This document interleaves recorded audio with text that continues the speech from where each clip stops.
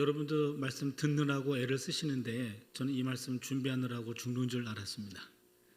오늘도 12시 넘어서의 원고가 완성이 돼가지고 애를 많이 먹었는데요. 근데 저도 기대가 돼요. 이 말씀이 도대체 어떤 메시지를 그리고 어떤 의미가 있을까 라는 것을 깊이 한번 들여다보고 그걸 정리하는 기회가 돼서 정말 좋습니다. 처음 시작할 때는 캄캄해요. 그런데 12시쯤 넘어서 원고가 딱 완성이 되면은 이야 괜찮은데? 그런 생각이 들어요. 예, 오늘 말씀 제목은 한번 따라할까요? 슬픔의 공명. 예, 오늘 이제 4장 들어왔는데요. 4장 5장이 엘리바스가 하는 말인데요. 4장만 오늘 보려고 합니다. 4장 1절부터 6절까지는 욥의 친구였던 엘리바스가 충고합니다. 엘리바스의 충고. 7절부터 11절까지는 엘리바스의 체험적인 확신. 내가 살아보니까 인과응보라는 논리가 맞아. 체험적 확신을 얘기하고 있고, 그 다음에 12절로 16절은 엘리바스가 경험한 계시를 소개합니다. 계시. 내가 체험한 건데 계시를 통해서 컨펌 받았어. 그런 거고, 17절 21절은 엘리바스가 받은 전통적인 가르침, 그 경험한 바 그리고 계시를 받은 것 통해서 여기서 교훈을 얘기해 주고 있습니다. 엘리바스의 이제 대화가 시작되는데, 이 엘리바스는 처음부터 욥을 매몰차게 대하지는 않습니다. 욥기 2장 여러분 기억하실지 모르겠는데요. 2장 맨 마지막에 욥이 험난한 일을 경험하고 나서 망연자실했을 때 욥 친구들 3명이 찾아왔죠. 그리고 그들은 2장 13절을 보시면 밤낮 7일 동안 그와 함께 땅에 앉았으나 욥의 고통이 심함을 보므로 그에게 한마디도 말하는 자가 없었더라. 일주일 동안 한마디 말 없이 그냥 침묵하며 그의 고통을 함께 나누어지는 그런 성숙한 모습을 보여주었습니다. 그가 보여준 이런 공감 능력 그리고 마음의 온기는 여전히 남아있는 것 같습니다. 그런데 4장에 와서 엘리바스는 자기가 관찰해서 얻은 지식, 그 다음에 신비로운 체험, 그리고 전통적 가르침, 이런 것들을 기반으로 해서 욥의 문제를 해결하려고 합니다. 첫 번째입니다. 4장 1절 6절까지 엘리바스의 충고가 시작되는데 1절을 보시면 대만 사람 엘리바스가 대답하여 이르되, 이제 욥의 친구들이 계속해서 욥과 논쟁을 벌이는데요. 엘리바스와 빌닷과 소발이 나옵니다. 4장부터 31장까지 논쟁을 해요. 우리가 지금 1, 2, 3장 받고 그 다음에 4장 보고 있는데요. 4장부터 31장까지 엄청나게 많은 분량을 3명의 친구들과 돌아가면서 엘리바스가 한마디 하면 욥이 답변하고, 그 다음에 빌닷이 한마디 하면 욥이 답변하고, 소발이 한마디 하면 욥이 답변하고, 1라운드 끝. 거기 1라운드. 다시 돌아가가지고 또 엘리바스가 한마디, 욥 답변, 빌닷 한마디, 욥 답변, 소발 한마디, 욥 답변. 이게 2라운드. 그 다음에는 3라운드. 이렇게 3라운드에 걸쳐서 욥은 친구들과 논쟁하는 그런 장면이 여기에 기록됩니다. 세 친구 가운데 아마 엘리바스가 처음으로 말을 하기 시작하는데, 처음 말한 것도 그렇고 말이 제일 많아. 그래서 아마 엘리바스가 욥 친구들 가운데 가장 연장자다라고 추정을 합니다. 드디어 엘리바스가 7일 동안의 침묵을 깨고 발언을 시작했다. 거기 1절 얘기고요. 2절을 봅니다. 누가 내게 말하면 네가 실증을 내겠느냐? 누가 참고 말하지 아니하겠느냐? 이 말은 엘리바스가 욥에게 조심스럽게 반론을 제기하는 말로 보입니다. 이보게, 자네한테 내가 불편한 말을 하게 되면 자네가 잘 견딜 수 있을까? 이런 얘기입니다. 지금부터 엘리바스는 극심한 고통을 겪고 있는 욥의 심기를 건드릴 수 있는 말을 할 수밖에 없다는 얘기죠. 욥의 잘못을 바로잡기 위해서는 어쩔 수 없이 꼭 해야 될 말이 있기 때문에 내가 자네한테 하는 말이니 여러분 자네 좀 마음을 열어놓고 잘 들어줬으면 좋겠네, 이렇게 얘기하는 겁니다. 3절과 4절 보겠습니다. 보라, 전에 네가 여러 사람을 훈계하였고 손이 늘어진 사람을 강하게 하였고 넘어지는 자를 말로 붙들어 주었고 무릎이 약한 자를 강하게 하였거늘 욥이 지나온 삶에 대해서 긍정적인 모습들을 칭찬하고 있습니다. 자네가 여러 사람들을 훈계했잖아. 요 훈계라고 하는 말은 교훈하다라는 뜻인데요. 교육학적 차원에서 경고하고 질책하고 그리고 교훈하는 것을 말합니다. 특별히 절망하고 고통받는 사람들에게 욥은 위로가 되었고 도움이 되었습니다. 손이 늘어진 자를 강하게 했잖아요. 3절 4절 보시면 넘어진 자를 말로 붙들어 주었습니다. 무릎이 약한 자를 강하게 했습니다. 그러게 욥은 본인이 어려움을 겪기 이전에 이렇게 많은 어려운 사람들, 힘든 사람들을 도와주는 그런 일들을 했던 겁니다. 엘리바스가 이제 욥에게 조금 불편한 말을 시작할 때 이렇게 시작해요.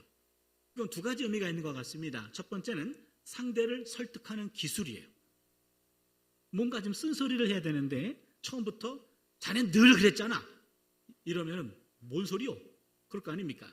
자네가 이전에 이렇게 이런 멋진 모습들을 보여줬잖아. 이렇게 시작하는 겁니다. 그래서 첫 번째, 상대를 설득하는 기술 뛰어난 것 같아요. 두 번째는 불편한 대화를 조심스럽게 접근하는 법이죠. 불편한 대화를 얘기할 때 처음에는 좀 상대가 듣기 편한 말, 상대가 기분 좋은 말로 이렇게 시작을 하는 것. 이거 보면 이 엘리바스라고 하는 사람 아주 탁월한 상담자이고 탁월한 지혜자인 것으로 보입니다. 그리고는 5절을 봅니다. 이제 이 일이 네게 이름에 네가 힘들어하고 이 일이 네게 닥침에 네가 놀라는구나. 그런데 이러한 일들이 정작 네가 많은 사람들을 위로해 주었던 그 일들이 정작 자네에게 벌어졌어. 그러다 보니까 자네가 지금 너무 놀라고 너무 힘들어하는 것 같아. 이렇게 얘기하는 겁니다. 맞지요? 욥이 남의 일은 잘 도와주고 해결할 수 있었지만 자신의 일에는 속수무책인 것으로 보였습니다. 근데 사실 평안할 때, 아무런 문제가 없을 때, 잘 나갈 때 남에게 주던 그 가르침을 내가 공경에 처했어요. 자신에게 바로 적용하기란 그리 쉬운 일은 아닐 겁니다. 여기서 엘리바스는 욥을 경멸하는 것 같지는 않습니다. 오히려 그는 욥에게 과거의 모습을 회상시키면서 그 모습을 떠올리며 현재의 문제를 어떻게라도 해결해 보려고 하는 지혜로운 태도라고 보입니다. 6절을 보시면 내 경외함이 내 자랑이 아니냐, 내 소망이 내 온전한 길이 아니냐. 여기 보시면 경외라는 말이 나오는데요. 이 말에는 야훼를 경외하는 것이 지식의 근본이다 라는 잠언 1장 7절 말씀 여러분 기억하시죠? 기억하셔야 돼요. 예, 야훼를 경외하는 것이 모든 지식의 근본이다 라는 옛 가르침을 언급합니다. 주님을 경외한다는 것은 하나님을 신뢰한다는 것이죠. 엘리바스는 이 말을 구성해서 자네 지금 힘들지만 그러나 자신의 모든 일을 하나님께 좀 맡겨 드려야 되는 것 아니야? 이런 얘기입니다. 엘리바스는 욥 5장 8절을 보면요, 우리가 사실은 내가 4장 5장을 이걸 다 할까 고민을 많이 했어요. 4장 5장 6장 가가지고 욥이 답변하거든요. 4, 5장을 다 할까 하다가 너무 힘들 것 같아요. 저도 힘들고 여러분은 더 힘들 것 같아요. 그래서 4장으로 제안한 겁니다. 다음 달에 5장 안 합니다. 6장 합니다. 이 말에 대해서 욥이 어떤 반응을 보였는가 저도 궁금해요. 어떤 반응을 보였는지. 5장 8절을 보면은요, 나라면 하나님을 찾겠고 내 일을 하나님께 의탁하리라. 엘리바스가 한 말이에요. 욥, 내가 자네라면 나 이 순간에 끝까지 하나님을 경외하고 하나님에게 소망을 두겠네. 내가 자네라면 끝까지 하나님을 찾을 거야. 내 일을 하나님께 의탁할 거야. 엘리바스는 욥이 공경으로부터 회복되길 원한다면 끝까지 경건한 종교심과 그의 합당한 행위를 끝까지 지켜내라고 조언하고 있습니다. 고통이 왔다고 해서 왜 스스로를 속이며 왜 자기 생일을 저주하고 내가 죽었더라면 3장에서 그런 고백을 했잖아요. 차라리 내 어머니 뱃속에 내 무덤이었다면 하면서 차라리 죽고 싶다라는 말을 거듭한 게 3장이라고요.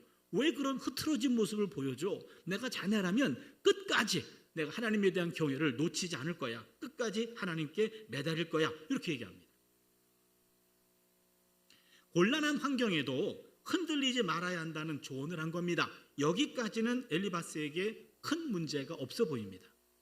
상당히 지혜롭게 욥에게 다가갔고 또한 욥의 과거의 그런 멋진 모습들을 이야기해 주면서 다시 한번 그런 멋진 모습들에서 흐트러지지 않기를 내가 바라네 하면서 자연스럽게 그에게 조언을 하고 있는 겁니다. 자신의 생을 저주하는 욥에게 점잖게 다가가서 조곤조곤 충고하기 시작한 거죠. 그래서 6절까지는 큰 문제가 없어 보입니다.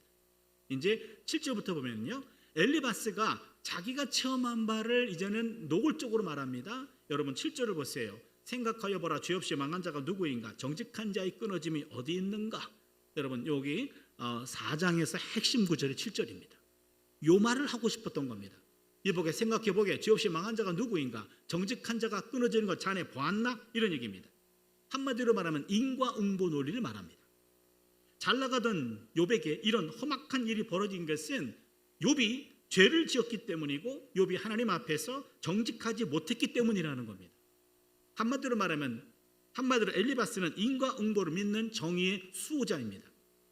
이러한 인과응보의 논리는 모든 상황에 대한 평가를 결과로만 내리는 결과주의에 빠질 수 있습니다.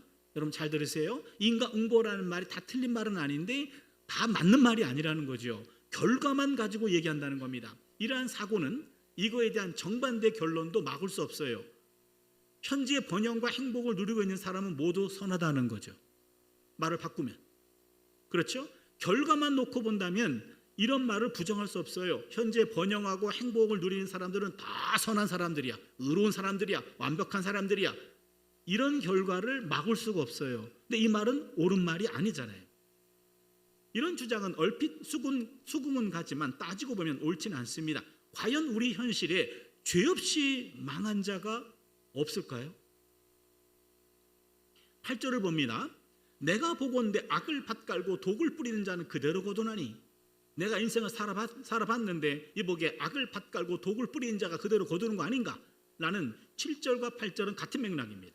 엘리바스는 자신의 체험을 통해서 인과응보의 논리를 확신하고 있습니다.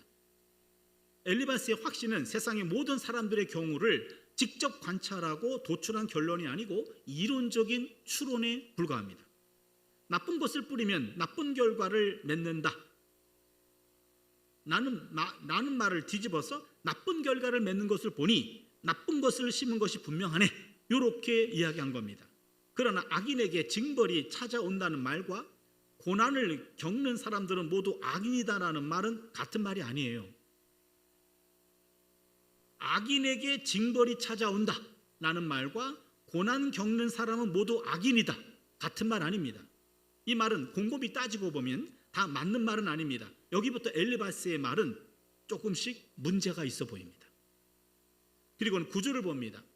다 하나님의 입 가운데 입 기운에 멸망하고 그의 콧김에 사라지느니라. 악을 밭갈고 독을 뿌리는 자는 그대로 거둔다라는 것은 일종의 자연법칙이라고 말할 수 있는데, 그러나 이 또한 알고 보면 하나님의 심판이 미친 결과이지요. 하나님의 호흡과 콧김이 악인들에 대한 심판의 도구로 작용한다는 겁니다. 악에 대한 하나님의 심판을 언급하는 것은 맞습니다. 10절과 11절을 봅니다. 사자의 우는 소리와 젊은 사자의 소리가 그치고 어린 사자의 이가 부러지며 사자는 사냥한 것이 없어 죽어가고 암사자의 새끼는 흩어지느니라. 요 사자 패밀리 얘기를 하고 있어요. 여기서 8절 9절에서의 멸망할 악인들, 악을 밭갈고 독을 뿌리는 사람들, 이런 악한 사람들은 10절 11절에 비참한 최후를 맞는 사자 가족에 대한 구절로 이어지고 있습니다. 여기서 사자는 악을 밭갈고 독을 뿌리는 악인을 상징합니다. 사자는 먹이 사슬에서 최상위의 포식자입니다. 결국 그런 포식자라 할지라도 자신의 미래를 바꾸지 못하고 멸절될 것이다. 사자 같은 강력한 악인이라 할지라도 인과응보의 원칙을 벗어날 수 없다는 겁니다. 여기서 욥은 한때 강장하고 번성을 누리다가 치명상을 입고 사냥에 실패한 사자 가족으로 비유됩니다. 욥은 의인처럼 행세했지만 실은 악인이었다는 뉘앙스가 강한 비유입니다. 독자들은 이 사자 가족 비유가 욥의 욥의 가문 몰락을 빗대는 이유임을 깨닫게 되겠죠. 여기까지가 우리가 함께 읽은 본문이고요. 그 다음에 이제는 12절 16절 내용인데요. 엘리바스가 계시를 체험합니다. 계시를 체험해요. 이 12절입니다. 어떤 말씀이 내게 가만히 이르고 그 가느다란 소리가 내 귀에 들렸었나니. 욥이 이제 엘리바스가 자신의 계시 체험을 여기서 소개하고 있는데요. 인과응보가 확실하다라는 것을 자기의 계시에 의해서 뒷받침하고 있어요. 내가 계시를 받았는데 그 말이 맞대라는 말입니다. 여기서 한 말씀이 엘리바스에게 가만히 이른다라는 말은 은밀히 스며들다라는 말입니다. 은밀히 스며들다. 엘리바스에게 말씀이 은밀히 스며들었습니다. 이는 엘리야가 호렙산에서 하나님으로부터 세미한 소리를 듣는 장면을 연상시킵니다. 13절입니다. 사람이 깊이 잠들 즈음 내가 그 밤에 본 환상으로 말미암아 생각이 번거로울 때, 여기 깊은 잠, 요게 타르데마라는 거고요. 요 타르데마라는 것은 이게 완전히 의식을 잃을 정도의 잠을 말합니다.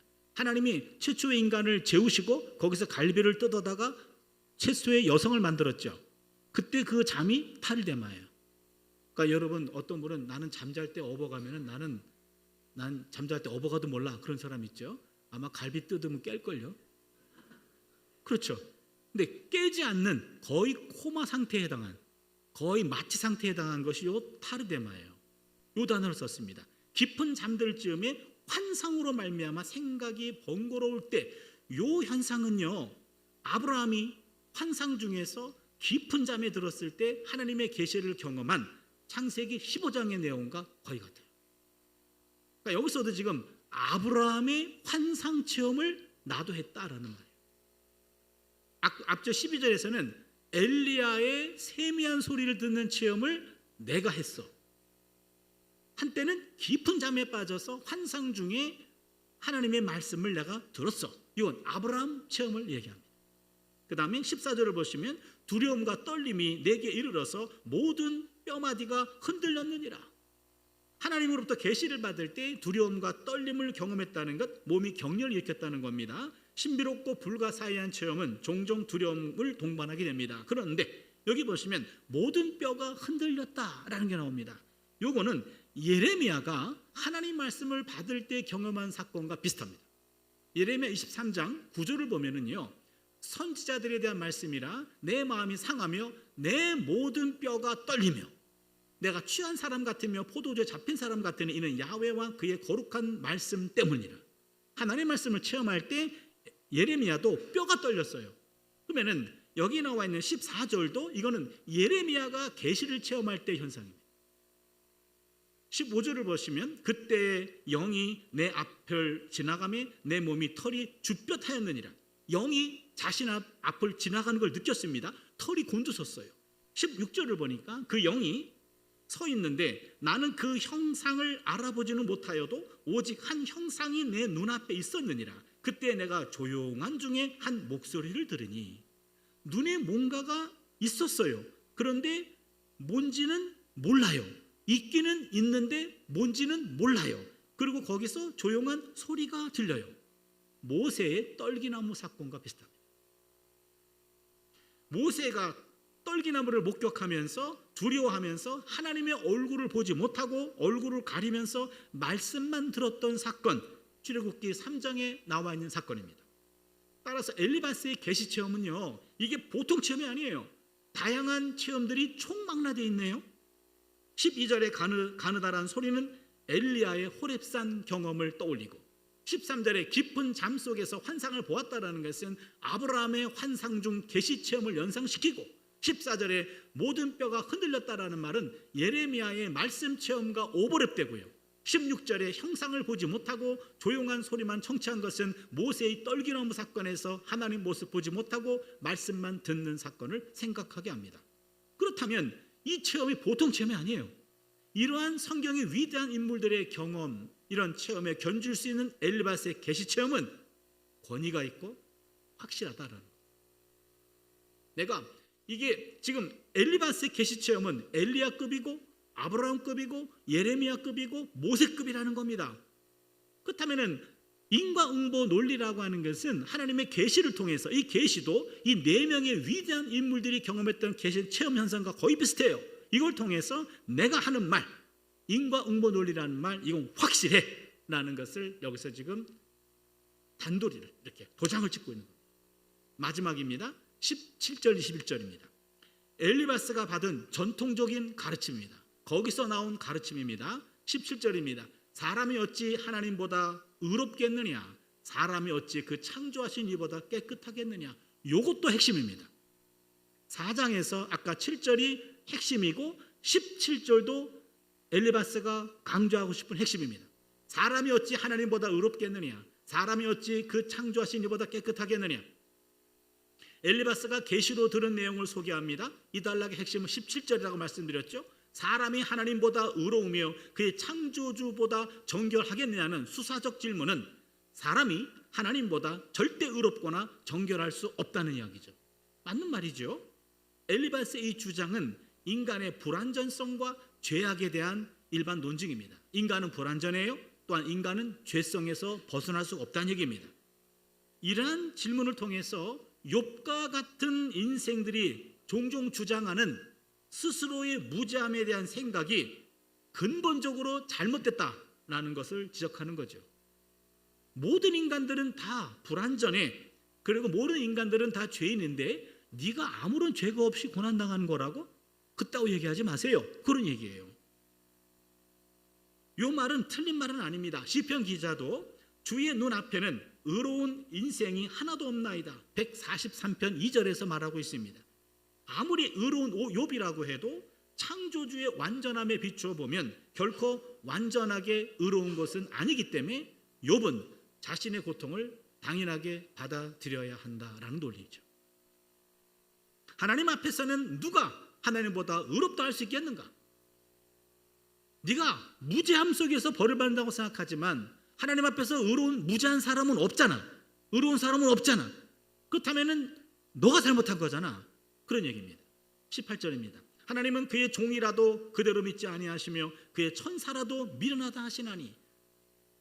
하나님 앞에서는 하나님의 종이나 천상의 존재들입니다. 천사들이라 할지라도 하나님 앞에서는 다 흠이 있어. 그런 얘기입니다. 하나님 앞에서는 흠 없는 존재는 하나도 없잖아. 하늘에 있는 하나님의 종이나 천사들도 하나님 앞에서는 흠이 있잖아.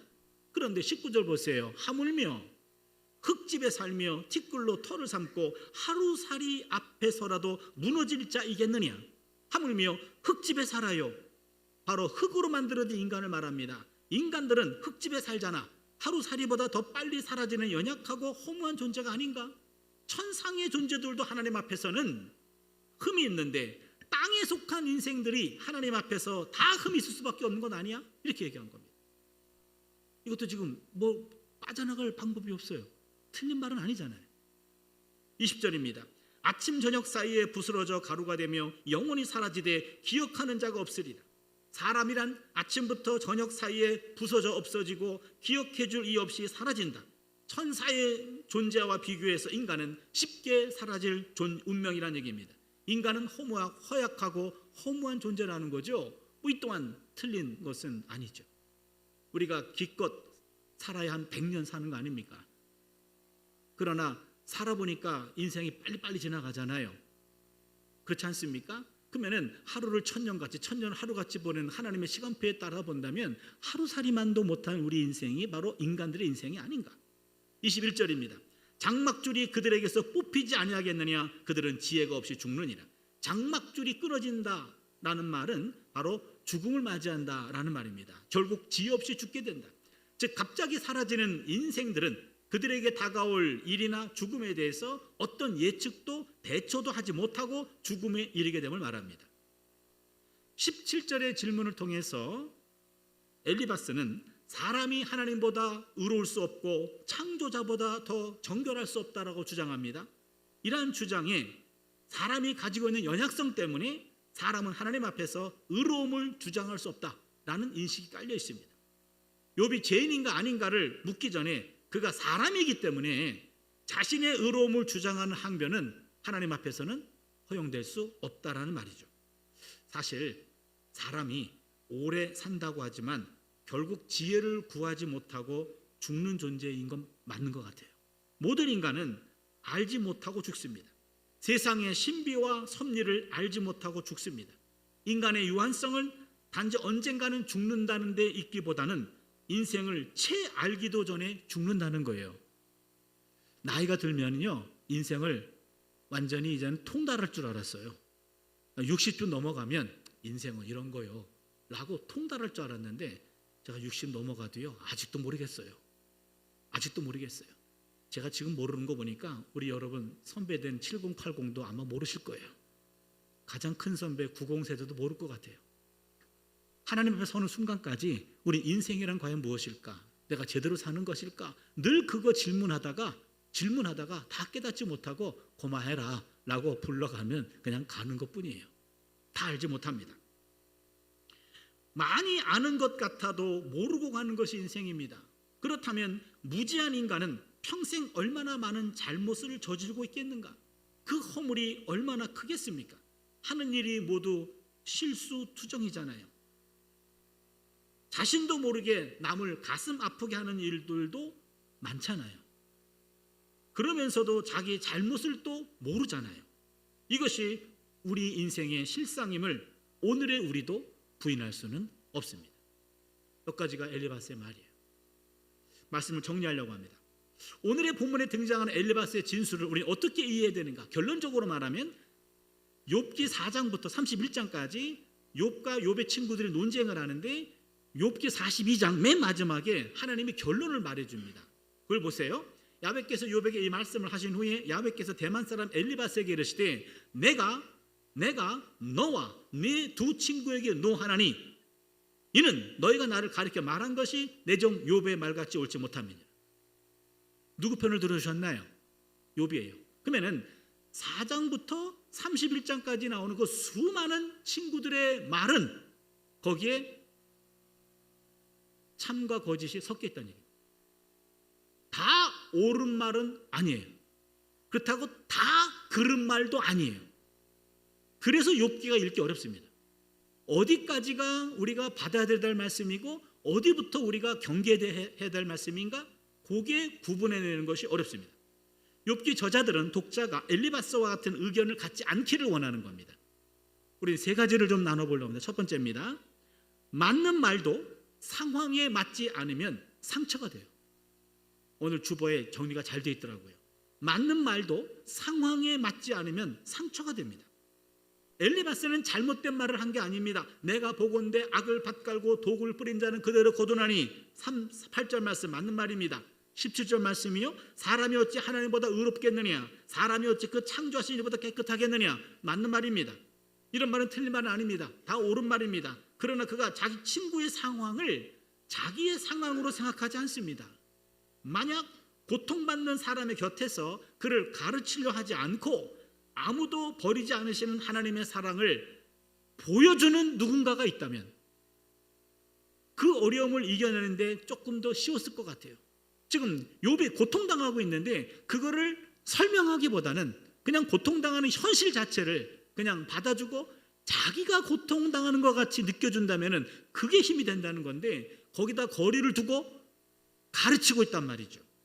지혜로운 조언을 한다는 엘리바스는 실은 욥의 처절한 부르짖음을 이해하지도 못했고 통찰하지도 못했던 겁니다. 고통받는 사람들은 신학이나 교리를 되풀이하는 것만으로는 제대로 된 도움 받지 못합니다. 차라리 우정으로 가까이 있어주는 편이 더욱 효과적으로 필요합니다. 신앙보다 우정이 앞설 때가 있어요. 신학보다 우정입니다. 그냥 인간적인 우정으로 설명하지 않고 가르치려고 하지 않고 이해하려고 하지 않고 그냥 힘들어하는 그 친구 옆에 우정으로 있어주는 거죠. 엘리바스의 말은 옛 지혜를 되풀이한다는 점에서 그의 유능함을 드러내고 그의 탁월함을 입증하지만 재앙당한 사람의 고통 속으로는 들어가지 못합니다. 엘리바스의 의도는 나무랄 데 없이 좋았습니다. 그는 친구 욥을 도와주려고 합니다. 하지만 자기 사고 구조의 노예가 되었기 때문에 그는 도움이 되지 않았습니다. 엘리바스의 말은 그 자체로는 옳습니다. 하지만 그의 설교에는 진심 어린 긍휼의 마음도 없고요. 또한 고통에 대한 이해도 없습니다. 그냥 객관적으로 나랑 무관한 사람의 고통에 대해서 그냥 교과서적으로 신학적으로 가르치려고만 했습니다. 그런 면에서 엘리바스는 죽은 교리와 죽은 신학을 외칠 뿐입니다. 아무리 옳은 말이라도 상황에 맞지 않으면 공연불이 되기 쉽습니다.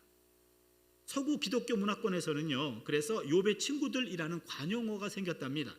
욥의 친구들이라는 용어는 경우에 맞지 않는 말을 구사하는 위로자예요. 위로를 하긴 하는데 전혀 위로가 안 될 때, 아이고 욥의 친구들이네. 피상적인 위로자를 의미할 때 욥의 친구들이다, 이렇게 말합니다. 정통 보수 신학이나 신조나 교리는 신앙의 유년기에는 매우 귀중한 지침이 됩니다. 하지만 신앙의 성령기에 이르게 되면 상당한 한계에 직면하게 만듭니다. 하나의 교리가, 하나의 가르침이 모든 걸 다 해결할 수는 없기 때문에 그래요. 모든 고난은 죄에 대한 징벌입니다 라는 지혜자의 전통적인 처방은 욥의 이런 고난의 의미를 해명하는 데 실패합니다. 엘리바스의 말은 맞습니다. 그러나 그 말이 욥에게는 맞지 않습니다. 말의 내용은 맞는데 적용이 잘못됐습니다. 인과응보라는 말 틀린 말 아니에요. 그러나 욥에게 적용했는데 그게 문제가 됐다는 얘기입니다. 모든 경우에 다 맞는 말은 아니라는 거죠. 인과응보라의 논리는 틀리지 않습니다. 이 논리를 욥의 경우에 억지로 적용하는 것이 잘못되었습니다. 엘리바스의 엄격한 교리와 신학은 죽은 교리가 되었고 죽은 신학이 되어버리고 말았습니다. 맞는 말도 상황에 맞지 않으면 상처가 됩니다. 두 번째입니다. 고난은 단순한 인과응보로 해석되어서는 안 됩니다. 여기에는 첫 번째, 일반화의 오류가 있어요. 죄 없이 망한 자가 있는가 그랬는데 세상에는 정말 죄 없이 망한 자가 없습니까? 우리 현실 한번 돌아볼까요? 자연재앙으로 순식간에 유명을 달리한 이들이 얼마나 많습니까?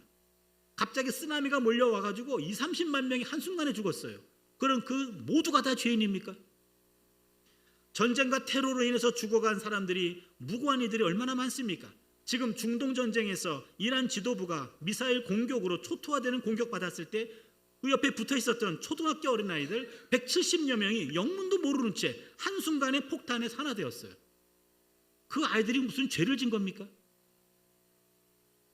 성폭력의 대상이 된 이들이 무슨 죄가 있어가지고 그런 참담한 일을 겪어야 된답니까? 예를 들면 너무나 많아요. 세월호도 그렇고 이태원 참사도 그렇고요. 죄 없이 망한 사람 많아요. 악을 밭갈고 독을 뿌린 자는 그대로 거둔다라는 말은 현실에 꼭 부합되지 않습니다. 모든 일반화에는 오류의 가능성이 내포되어 있습니다. 이걸 논리학에서는 일반화의 오류라고 말합니다. 인식을 위해서는 범주화하고 일반화하는 것이 불가피하지만 그것들을 모든 경우에 적용할 수 있다고 믿는 것은 맹신이고 무지입니다. 엘리바스의 말은 옳은 듯하지만 문제가 많아요. 죄 없이 망한 자 없다고요? 이보세요. 죄 없이 망한 자 많아요. 또 하나는요, 엘리바스가 신비한 체험을 했단 말이죠. 이 신비한 체험에 대해서 속지 말아야 됩니다. 엘리바스의 신비 체험 어떻게 이해되는가? 기도하는 중에 하나님의 음성을 들었다고 말하거나 어떤 신비한 광경을 보았다고 말하는 이들이 제법 많습니다. 그런 경험 없는 사람들은요, 이런 이야기를 들으면 괜히 위축돼요. 자기가 믿음 없는 사람처럼 생각되기 때문입니다. 하지만 여러분, 영을 분별할 수도 있어야 됩니다. 요한일서 4장 1절을 보세요. 사랑하는 자들아, 영을 다 믿지 말고 오직 영들이 하나님께 속하였나 분별하라. 많은 거짓 선지자가 세상에 나왔습니다. 엘리바스가 자기가 엘리야급, 예레미야급, 아브라함급, 모세급이라고 하는 이 각자 한 사람도 평생에 한 번 체험하기 힘든 이 신비 체험을 네 사람의 체험을 한꺼번에 다 체험해서 굉장한 체험을 한 사람으로 말하고 있지만 그 체험에서 나온 그 가르침이 욥의 경우에 맞지 않았잖아요. 그 대목입니다. 자기 종교 체험 가지고 욥을 비판하는 전고로 사용했는데 하지만 그의 종교 체험에서 나온 가르침이 욥의 경우에 적합하지 않았다는 겁니다. 그것은 자기가 갖고 있는 하나님의 이미지를 투사하고 그것을 진실로 이해하고 있는 것인지도 몰라요. 여러분 잘 들으세요. 예레미야 23장 16절을 보시면요, 만군의 야훼께서 이와 같이 말씀하시되 너희에게 예언하는 선지자들의 말을 듣지 말라. 그들은 너희에게 헛된 것을 가르치나니 그들이 말한 묵시는 자기 마음으로 말미암은 것이요 야훼의 입에서 나온 것이 아니니라. 거짓 선지자들도 계시를 받아가지고 말씀을 전하는데 그게 하나님으로부터 온 것이 아니라 자기 마음에서 나온 것이다 이거예요. 자기가 생각하는 하나님의 이미지를 거기에 투사해가지고 그것을 하나님의 계시로 잘못 받아들인다는 얘기죠. 이런 경우들이 있어요. 하나님과 기도 교제를 많이 하는 분들, 뭐 4시간 기도한다, 뭐 10시간 기도한다 그래서 하나님과 직통 교제하시는 분들이 있어요. 또 직통 계시를 좋아하시는 분들이 있어요. 그런 분들 직통으로 갈 수가 있어요.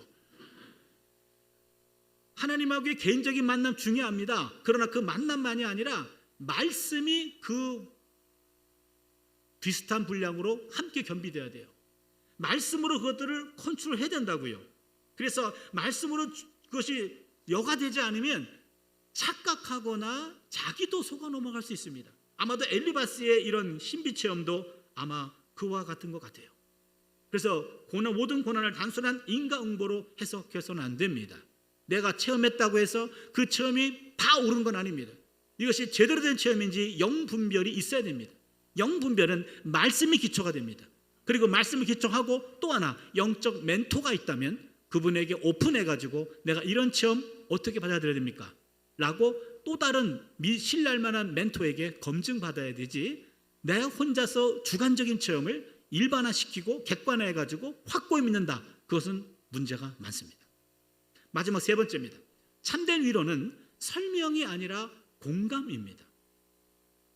세상 구석구석에는요, 인간의 이성과 상식과 전통적인 어떤 신앙과 신학으로 이해되지 않는 부조리한 일들이 일상적으로 발생합니다.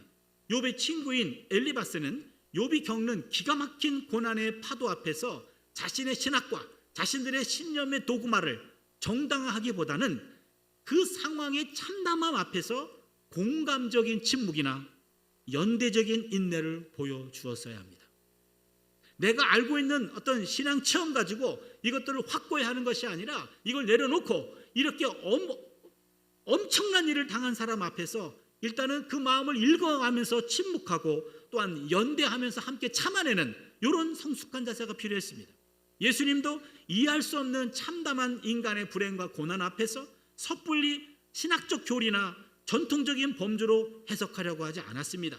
그저 민망히 여기고 우셨습니다. 이 태도예요. 예수님은 다 알았을 거 아닙니까? 그러나 그 알물 억제하고 그냥 모든 걸 내려놓고 그 사람의 아픔을 공감하며 침묵하며 그 사람의 울음을 함께 울어준 거죠. 인간의 불행과 납득하기 어려운 고난의 상황 앞에서 예수님은 공감적 침묵과 그 고통의 체휼함과 연대성을 보여주었습니다. 머리 좋은 것이 마음 좋은 것만 못하고, 마음 좋은 것이 손 좋은 것만 못하고, 손 좋은 것이 발 좋은 것만 못한 법입니다. 관찰보다 애정이, 애정보다 실천적 연대가, 실천적 연대보다 입장의 동일함이 더욱 중요합니다. 입장의 동일함, 이것은 관계의 최고 형태이죠. 입장의 동일함, 입장의 동일함은 역지사지하는 마음입니다. 지금 고통당하는 사람에게 그 입장 안에 들어가는 거예요. 그거를 설명하려 하지 않습니다. 그냥 들어갑니다. 들어가고 역지사지의 마음으로 내가 그 사람 입장이라면 어떻게 했을까? 그게 바로 공감의 뿌리가 됩니다. 고통받는 상대 입장에 동일하게 서보는 것, 즉 역지사지의 마음이 공감의 시작입니다. 공감적 침묵과 연대적 인내로 옆에 함께 있어주는 것이 참된 우정입니다. 서둘러 눈물을 닦아주기보다는요, 서로 눈물을 섞는 슬픔의 공명이 역설적으로 그걸 딛고 일어설 수 있는 힘이 될 수가 있습니다. 대학생 아들을 아침에 인사하고 갔는데 저녁에 교통사고로 즉사를 했어요. 갑자기 장례식을 준비합니다. 장례식장에 있는 그 어머니가 통곡을 해요. 첫날, 둘째 날 통곡 멈추지 않아요. 누가 와서 어떤 말을 해도 통곡 멈추지 않아요. 그런데 한 어머니가 조용히 다가와서 그 어머니 귀 속에서 한 말씀을 했는데 통곡이 멈췄어요. 뭐라고 말씀하셨냐면, 어머니, 나도 작년에 아들을 잃었어요. 그 말 한마디였어요. 어떤 사람이 와서 어떤 말을 해도 당신이 아들 잃어봤어? 당신이 내 마음 알아? 전혀 위로가 안 됐는데 나도 작년에 아들을 잃었어요. 그 말 한마디에 두 어머니가 함께 끌어안고 울면서 그 통곡이 잦아들었다는 거죠. 이게 슬픔의 공명입니다. 참된 위로는 설명이 아닙니다. 그냥 공감입니다. 엘리바스가 실패했던 것은 바로 여기였습니다. 똑똑해요. 체험도 많이 했어요. 지식도 많이 알고 있습니다. 아주 탁월한 신학자입니다. 그러나 그는 여기서 실패합니다. 참된 위로는 설명이 아니라 공감입니다. 슬픔의 공명이 상대의 아픔을 조금 덜어내는 그런 은혜가 있습니다. 조금 더 성숙하게 우리 인생을 바라보는 그런 기회가 되었으면 좋겠습니다.